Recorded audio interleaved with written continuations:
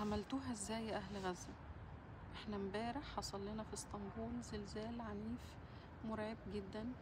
الساعة 1:11.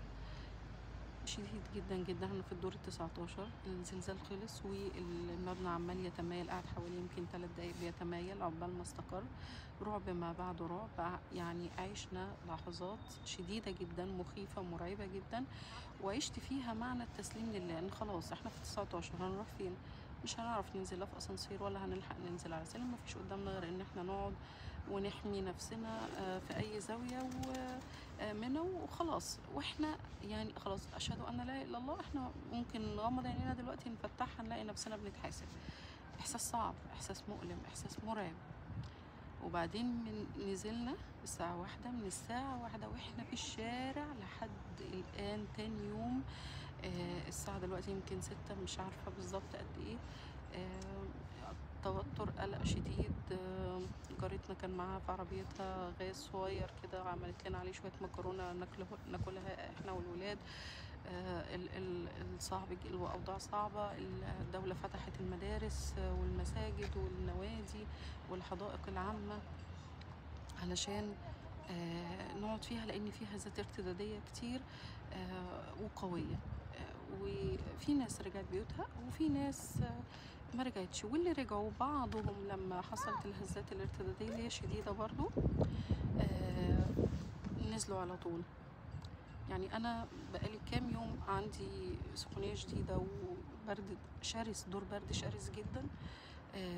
ونزلت مشيت وشلت وكان لازم أقف على رجلي أنا عشان ولادي، ورجلي مش شايلاني. يعني أنا فعلا من امبارح رجلي مش شايلاني، كأني رجلي دي عاملة زي الفتل، مفيش أعصاب خالص. فأنتوا بتعملوها ازاي؟ يعني حقيقي بجد أنا كنت أظن قبل كده إن أنا حاسة بيكم وحاسة بألمكم، بس أنا طلعت ما كنتش حاسة بيكم خالص. طلع الموضوع مؤلم أكتر مما كنت أتخيل ومرعب أكتر، ومحتاج تثبيت من ربنا كبير جدا جدا ليكم.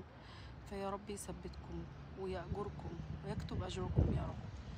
من انتوا تتمرمطوا نشيل شنطنا من مكان لمكان. وبعدين بعد ما جربنا البرد في الشارع وقد ايه الجو، المناطق الخلا هي اكتر امانا، لكن اضطرينا ان احنا في الاخر نشيل شيلنا ونروح مكان مقفول، صالة تبع مدرسة يعني علشان ننام فيها. فرشنا بطاطين في الارض. النوم الارض صعب صعب، بخلاف ان احنا مش عارفين ننام، احنا مش عارفين ممكن تيجي الهزة، يجي الزلزال الاعنف اللي هم منتظرينه من سنين كتير، مش عارفين. فنوم ازاي في قلق؟ انتوا مستنيين ينزل صاروخ في اي لحظة. ايه الرعب؟ ايه الحياة دي يعني بجد؟ يا رب يكتب أجركم. انتوا ناس إن شاء الله بإذن الله نحسبكم على خير. الله يصبركم، يربط على قلوبكم، وينصركم قريبا نصرا كبيرا يا رب وعزيزا، ويعز الإسلام بهذا النصر يا رب إن شاء الله.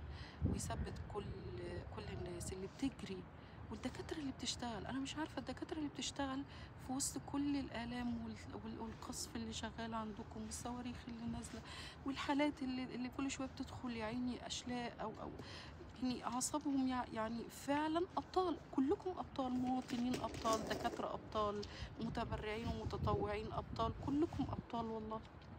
الله يثبتكم يا رب يا رب. واعذرونا والله. يعني الواحد بعد كده يعني بعد اللي حصل امبارح حاجة وقبلها حاجة تانية خالص.